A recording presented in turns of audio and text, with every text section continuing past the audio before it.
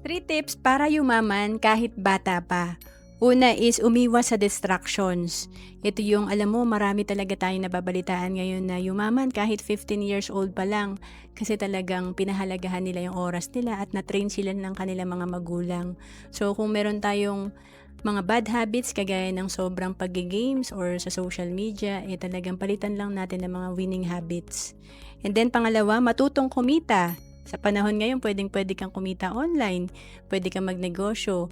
Importante nakaka-gain tayo ng experience. And then pangatlo, mag-aral about investing. Kagaya ng sa table natin. Halimbawa na lang kung 100 pesos per day lang ang naiipon mo or 3,000 pesos per month. And nagawa mo ma-invest ito, after 20 years, meron kang 2.9 million. And yan ang kagandahan talaga na tayo ay nagsimula na maaga at matutong mag-invest. To know more about savings and investment, message mo lang ako sa FB, Roann Celis Capistrano.